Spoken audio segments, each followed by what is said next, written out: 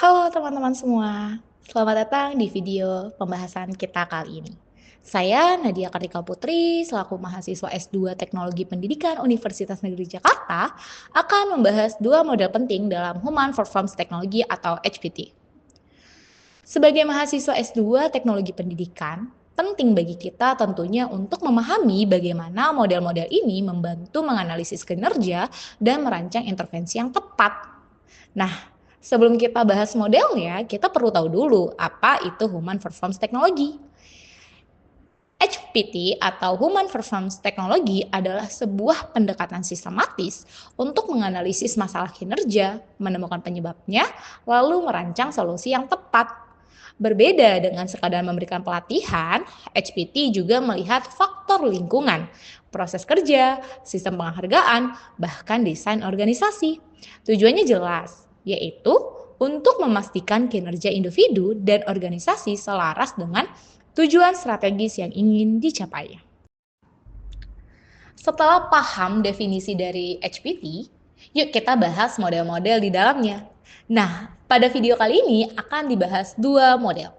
Yang pertama, ada model dari Gilbert's Behavior Engineering Model.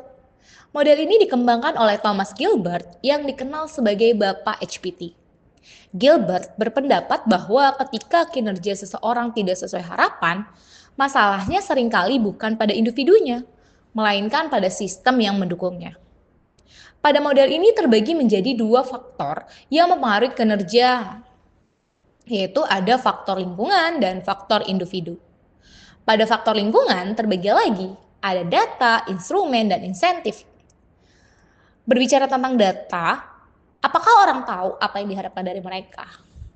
Lalu ada juga instrumen, apakah mereka punya alat, sistem, atau sumber daya yang mendukung? Lalu, apakah ada penghargaan atau konsekuensi yang memotivasi mereka? Dan itu adalah 3 faktor lingkungan. Berikutnya ada faktor individu, yaitu knowledge dan skill. Apakah mereka punya pengetahuan dan keterampilan yang diperlukan? Lalu yang kedua ada capacity. Apakah mereka secara fisik dan mental mampu melakukan pekerjaannya? Lalu yang terakhir dari faktor individu sendiri yaitu motivasi. Apakah mereka memiliki motivasi internal yang selaras dengan tujuan organisasi? Intinya, model ini membantu kita menemukan akar masalah. Misalnya, kalau masalahnya ada di data, seperti tujuan kerja yang tidak jelas, maka solusinya bukan memberi pelatihan, tetapi mengklarifikasi tentang ekspektasi. Dengan kata lain, model ini mencegah kita salah memberikan solusi. Berikutnya kita bahas model kedua, yaitu yang diberikan dari Rumler Branch Framework atau RBF. Model ini dikembangkan oleh Gary Rumler dan Alan Branch. Mereka menekankan bahwa untuk meningkatkan kinerja organisasi, kita tidak cukup hanya memperbaiki individu, tetapi juga proses dan sistem yang ada. Pada model ini kita melihat kinerja dalam 3 level. Level pertama tentang organizational level. Level ini fokus pada strategi dan tujuan organisasi secara keseluruhan. Lalu yang kedua, ada level proses atau proses level, yaitu fokus pada alur kerja atau proses bisnis.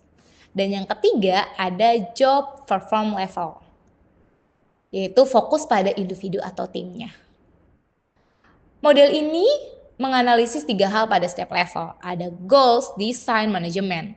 Dengan cara ini, kita tidak hanya melihat siapa yang bekerja, tetapi juga bagaimana prosesnya. Dan apakah tujuannya selaras dengan strategi organisasi.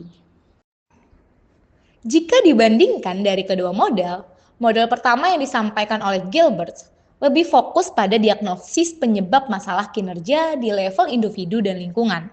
Model ini membantu kita menentukan intervensi yang paling tepat. Apakah itu kita memberikan pelatihan, perbaikan alat kerja, atau intensif baru. Sedangkan model kedua yang disampaikan oleh Rumler dan Branch Framework mengambil pendekatan yang lebih sistematik dan strategis. Model ini memastikan keselarasan antara tujuan organisasi, proses, dan individu sehingga perbaikan kinerja tidak hanya terjadi pada satu orang, tetapi berdampak pada keseluruhan organisasi. Jika bisa disimpulkan, model ini keduanya saling melengkapi. Dalam praktiknya, kita bisa menggunakan model pertama untuk menganalisis detail di level perform, kemudian menggunakan model kedua untuk merancang solusi yang terintegrasi dengan proses dan strategi organisasi. Kesimpulan dari video ini, baik dari model pertama yang disampaikan oleh Gilbert maupun Rumler Brains Framework, memberikan kita alat analisis yang kuat dalam HPT. Model pertama membantu kita memahami penyebab masalah kinerja secara tepat, sedangkan model kedua membantu kita melihat gambaran besar yang menyelaraskan perbaikan di semua level. Dengan memahami kedua model ini, kita bisa merancang intervensi kinerja yang lebih efektif, efisien, dan berkelanjutan. Terima kasih sudah menyimak video ini. Semoga video ini bermanfaat dan menambah wawasan kita dalam merancang solusi berbasis teknologi pendidikan. Sampai jumpa di video berikutnya.